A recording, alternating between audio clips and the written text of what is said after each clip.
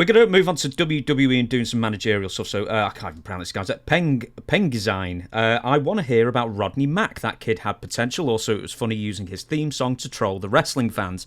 And hopefully this will lead into a story about how you end up in a match with Rodney and Chris Nowinski in Newcastle. But for Rodney Mack to start off with. Rodney Mack, great guy, man. Him and Jazz, love them to death. They're running their own company. It's out in Texas. It's called Dog Pound Championship Wrestling. They also have a wrestling school out there too. They train people, and they're really good people.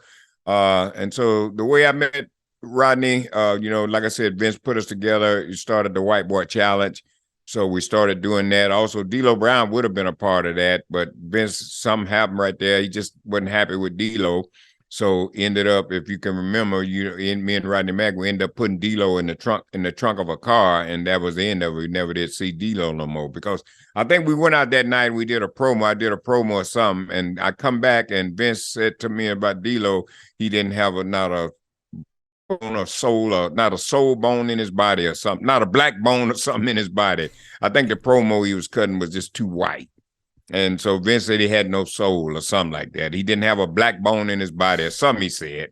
And that's when we ended up putting him in the trunk of the car, and then it was just me and Rodney Mack. And then after a while, then Mark Henry came in. We had added him to the team, and Christopher Nowinski, we did a little something with him, but he didn't last too long. You were telling me off air, and I said, you've got to save it for the podcast, but you wrestled with Chris Nowinski and Rodney Mack against the Dudley Boys and Spike Dudley in Newcastle for one of the British UK-only pay-per-views that I really miss, and I think a lot of people here miss. But tell us the story about how you ended up in a match.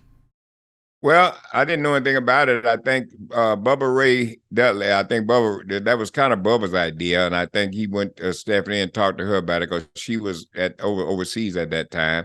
So that, I think, was Bubba's idea. I'm not sure. But anyway, and after I ended up in that match, I think Vince wasn't there, and Stephanie was over, and she was in charge, and Vince was pretty hot about that, because I think they beat me. And right at that time, Vince didn't want anybody putting their hands on me. You know what I mean? Because I'm like, I was going to end up being there. He didn't want people to take my heat away right then. And them beating me up or putting their hands on me, then that's going to take my heat immediately. So he was really hot about that. He didn't like that. So I think he said, talk to Stephanie about it. But I remember Stephanie coming to me and apologizing to me about doing that. She said my daddy didn't like that. And so that's how that went down. Yeah. How were you? Because obviously you've only wrestled a few matches, really. How does your body absorb bumps when you're just not used to it?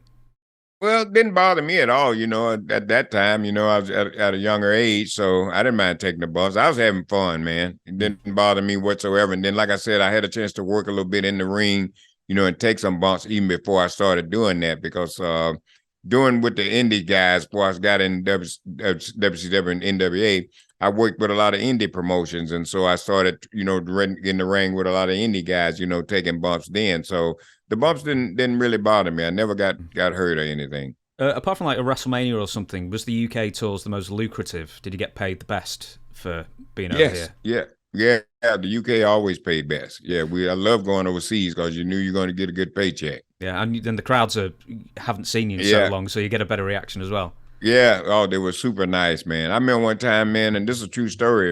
If Nick Patrick, he could tell you this story. We was Italy somewhere, I forget where it was, and I went to buy something, and me and Nick went in this shopping mall, and the people saw me in this shopping mall, and they recognized me, and boy, and we had to run. I had to run, jump in the car, man. They was coming after me, not to hurt me, but they were like kind of mobbing me, trying to get pictures and autographs and stuff. And I mean, it was amazing to me. I ain't never had nobody chasing me, so.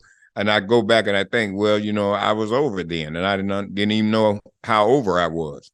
Yeah, a Beatle then. So you had like a microcosm of knowing what it felt like to be like a rock star or something. Yeah. Nick Packer will tell you that story, man. Yeah. Somebody chasing me, man. It's unreal.